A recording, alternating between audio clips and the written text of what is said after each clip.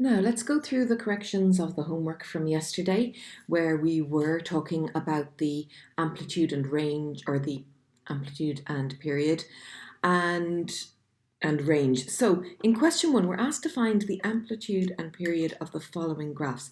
Now, I said yesterday in the notes that amplitude and range are more or less equivalent, and they are, but there's a slight difference. So let's just write down here, amplitude and range. So my range is my minimum value to my maximum value, written in square brackets like that, and that's the usual thing we're asked for. But the amplitude is the height of the wave, the full height of the wave. And if you've done physics, you'll have known this. And it is the distance between them. So it's the max value take away the min value. So we need to know what the range is in order to calculate the amplitude. So the amplitude is the actual distance, whereas the range is writing down the two values. In this case here, let's write down the period first. There's no number in front of the angle, so the period is 360 degrees. No number in front of the angle, so the period is 360 degrees. Same thing here. No number, but there is a number in front of the angle, so my period will be 360 divided by 4, which is 90 degrees. And I do have a number in front of the angle here, so my period will be 360 degrees divided by 2, which is 180 degrees. I'm just doing the period of all 4 of them in one go. And now we'll come back and we'll look at the amplitude. So the first thing I'll do is I'll write down the range. So my range here will be from -3 to 3. My range here, okay, what does the sign do? Well, I said that we multiply, so instead of going from -2 to 2, it goes from 2 to -2. It just turns the graph upside down, but my minimum value still remains at -2. So -2 to 2. This one goes from -4 to 4. And this one goes from -1/4 to 1/4. So it's really squashed down. And that means that my amplitude, the amplitude here for this question will be 3 take away -3, 6. Okay, so it goes between -3 and 3, a distance of 6 units. This one goes from -2 to 2, so a distance of 4 units. So the minus sign didn't change the distance at all. What happens is the graph turns upside down when you're drawing it. This one goes from -4 to 4, so my amplitude is 8. And this one goes from -1/4 to 1/4, so my amplitude is 1/2.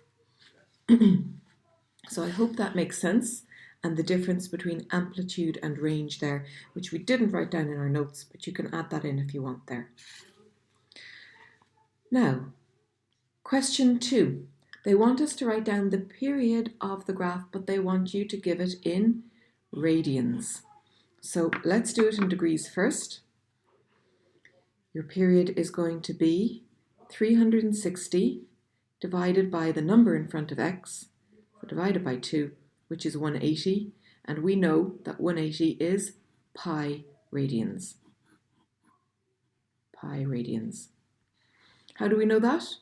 Well, you multiply by pi over 180 to change from degrees to radians, or we also know that a full circle is 2 pi, half a circle is pi, and on page, I think it's 11 of your log tables, if you look where the special angles are, they've changed all the special angles into radians, so you can look those up as well without doing the conversion.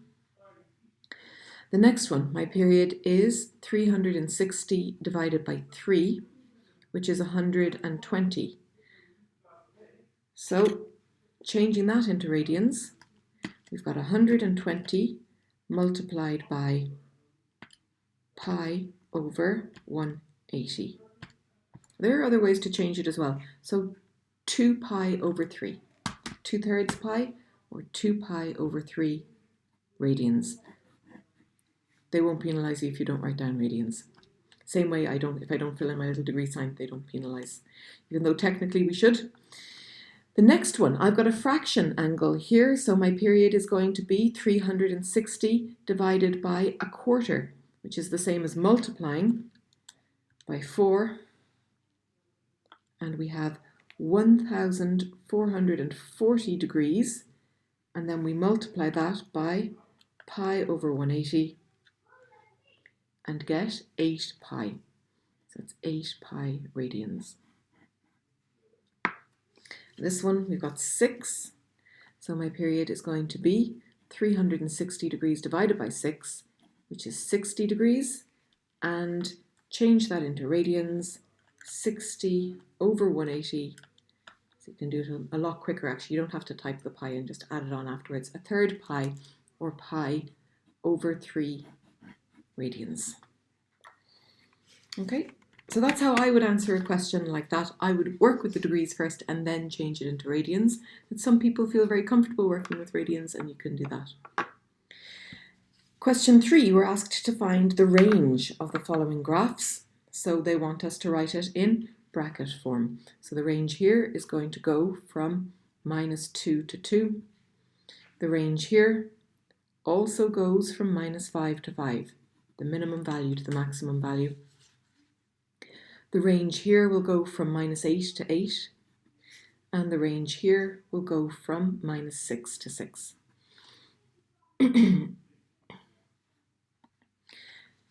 Now, question 4, they're giving us the period, and they're asking us to find the function, the values for the number in front, which comes from the range, and the number in front of the angle, which comes from the period. So, using the period, well, pi is 180, and that is 360 divided by 2. So what did I divide into 360 to get that? So I've divided it by 2, which means that the number in front will be 2. And my range here tells me A. So A should be 3, coming from the range, and B should be 2. My function, they didn't ask me to write down the function, would have been 3 sine 2x from the information they gave me. The next one then.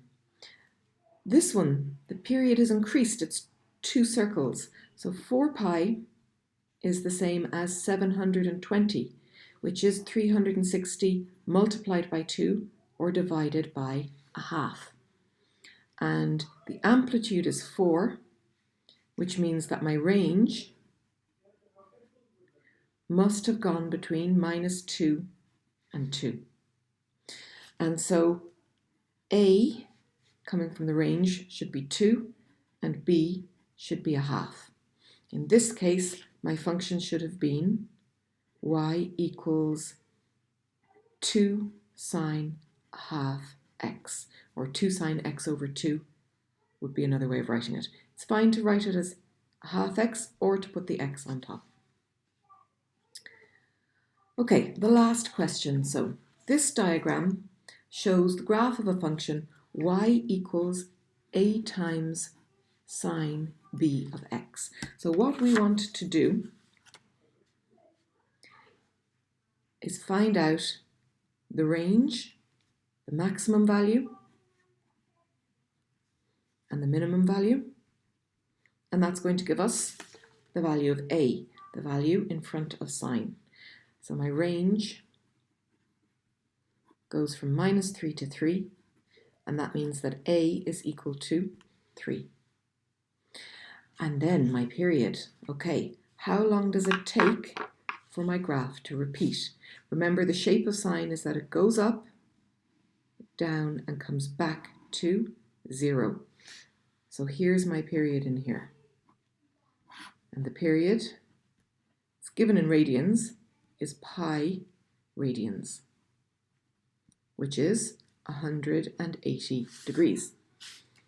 So from that piece of information, we can say that the period is 180, and that is 360 divided by 2, so that means b is 2.